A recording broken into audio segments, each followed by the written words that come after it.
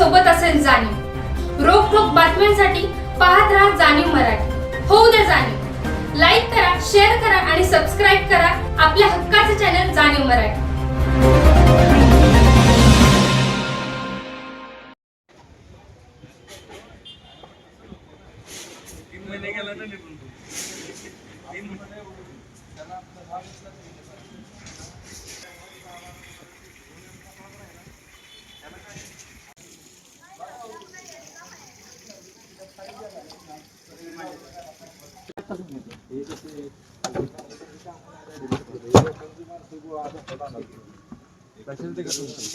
बघा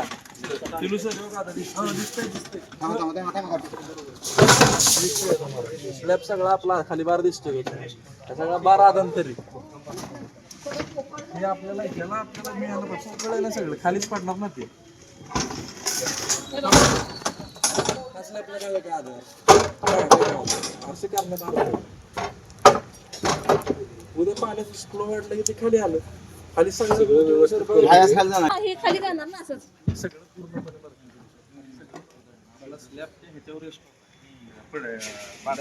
बांधकाम इथपर्यंत स्लॅब होता तुम्ही स्लॅब फोडलाय करताना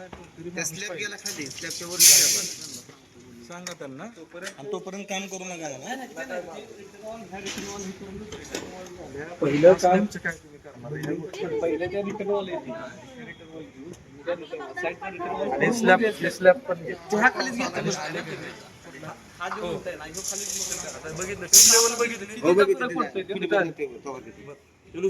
मी बघा आता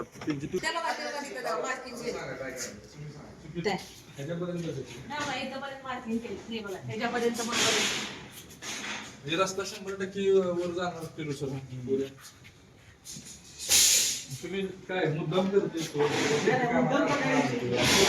असं नाही फक्त ते भरोशाचं काम कर सगळं आधी पहिलं आमचं आणि मग काय असेल ते पहिलं ते करून घेऊ मग स्लॅबचा विषय करू. स्लॅब नाही पहिला रिटर्न काम थांबव नाही काम करताना काय करू पहिला रिटर्न घेऊ साईडच्या आणि मग स्लॅबचा विषय स्लॅब आम्ही तुम्हाला भरून देणार नाही बघायचं नाही की आपल्याला पहिलं साईडचं करून घेऊ आपण इतकं तुम्हाला समजून सांगते ते मी मग स्लॅब करायचंच नाही ना स्लॅब करायचंच तुझ्या नाही लक्षात आले सगळं साईडच्या पहिलं करून घेऊ आणि मग स्लॅबचं घेऊ. येस येस तू लोकांच्या मनात डाऊट राहतो रे उगाच.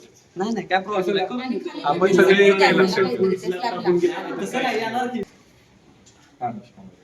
कोणाला विचारू प्रशांत काम करतोय कोण तिसरी या बाबतीत उद्या जर आम्ही प्रशांत सरांना विचारायला गेलो तर ते म्हणणार आम्हाला तुम्ही सांगितलं का नाही त्यावेळी मांढरे साहेब म्हणणार आम्हाला तुम्ही काय सांगितलं नाही झाडं लागून जाणार आहे नाही आणि किती रिस्की आहे समजतंय ना असल्या पाका खाली उतरून गेटचं आपल्याला नुकसान करून द्यायला लागणार आहे गेटचं गाडी आत येण्याचं एवढं जे गाडीचे डिस्प्ले प्रॉब्लेम आहेत ना तुमचं जे गेट आहे गेटचा जे विषय झाला आम्हाला कोणाकडे नाही आम्हीच करून देणार. भंडारे साहेबांनी यावं आणि सांगावं तुमच्याकडून आपण खरंच नाही ऐकायची बरोबर नाही भंडारे आज इथे आपण उभे आहोत प्रभाग क्रमांक 16 मध्ये इथे वेदांत अपार्टमेंट आणि इंद्रनील अपार्टमेंटच्या मध्ये जो रस्ता आहे तिथं पुलाचं काम सुरू आहे. गेल्या 3 ते 4 महिन्यापासून पुलाचे काम रखडलेले होते. त्यानंतर आपण निवेदन दिल्यावर काम सुरू झाले. काम सुरू करत असताना ज्या आपल्या तक्रारी होत्या त्या जैसा त्याच होत्या की इथं कुठलेही सुरक्षा बॅरिकेड लावलेले नाहीत, काम चालू काम बंद हे बोर्ड लावलेले नाही. त्यापेक्षा पण धोक्याचं काम असं झालेलं आहे की या बिल्डिंग ज्या दोन्ही आहेत त्याच्या जो पाया आहे तो पूर्णपणे यांच्याकडून काम करत असताना ढासळलेला आहे. आमची मागणी नागरिकांच्या वतीने एवढीच आहे की ह्या जो पाया ढासळलेला आहे तो त्यांनी भरून द्यावा आणि पुलाची हाईट जास्त करू नये जेणेकरून पार्किंगमध्ये असलेले गाड्या लावण्यासाठी किंवा ग्राउंड फ्लोअरला जे फ्लॅट आहेत त्यांना पाण्याच्या अडचणी होऊ नयेत. आणि याबाबत आम्ही आपले साताराचे पालकमंत्री महोदय शंभूराज देसाई साहेबांना निवेदन दिलेले आहे. त्यांनी आपले प्रश्न सोडवायचे आम्हाला आश्वासन पण दिलं आहे. आमचे प्रश्न सुटलेल्याबाबत आम्हाला खात्री आहेच, परंतु तोपर्यंत नागरिकांच्या वतीने पुलाचे काम बंद ठेवण्यात यावे अशी आम्ही मीडियाद्वारे विनंती करतो. इथल्या लोकांच्या मागणीनुसार ज्या काही अडचणी आहेत त्या पहिल्या दूर करण्यात येतील वर त्या दूर करूनच बाकीच्या सगळ्या गोष्टी करण्यात येतील. जे स्लॅबचे विषय असतील, जे साईडचे जे रिटर्न वॉल आहेत, बाकीच्या गोष्टी आहेत भराव वगैरे ते पूर्णपणे प्रॉपर करून घेण्यात येईल.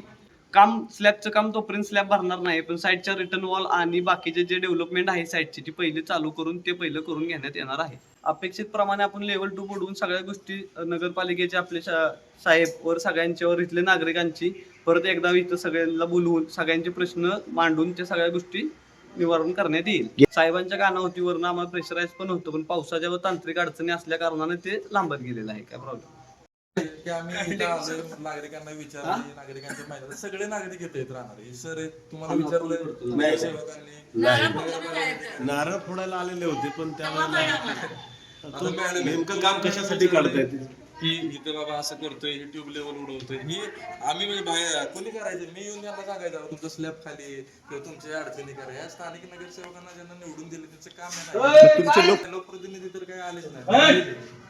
तुम्हाला भेटले आतापर्यंत लोकप्रतिनिधी आम्हाला तरी भेटले नाही. आले असतील, साईट व्हिजिट केला असेल, पण आम्हाला नागरिक म्हणून विचारणा करण्यासाठी आलेले नाही. विचारच घेतला नाही. विकास काम नक्कीच इथे होत आहे. अनेक वर्षापासून हा भाग त्रिशंकू असल्यामुळे विकास कामापासून वंचित आहे.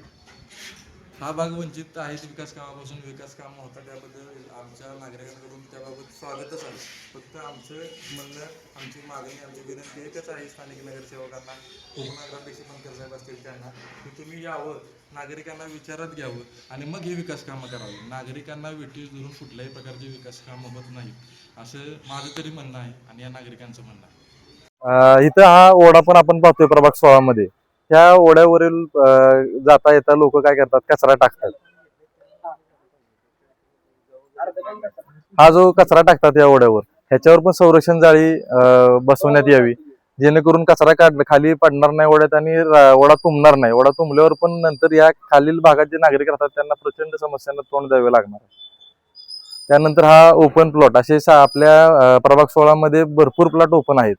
नगरपालिकेला आपण वारंवार सूचित करत आलोय, तरी सुद्धा नगरपालिकेने याबाबत कुठलेच लक्ष दिलेलं नाहीये. याबाबत काही स्वच्छतेच्या काही असतील त्या योग्य गोष्टी त्यांनी कराव्यात आणि ह्या प्लॉटचे जे ओपन प्लॉटचे कचरा डेपो झालेत त्यांनी त्वरित ते स्वच्छ करून द्यावे. वेदांत अपार्टमेंट मध्ये नाल्याचं जे काम चालू आहे त्याच्या मागच्या पार्टला, म्हणजे मागच्या भागासाठी भागाच्या जवळ आपण आलेलो आहोत.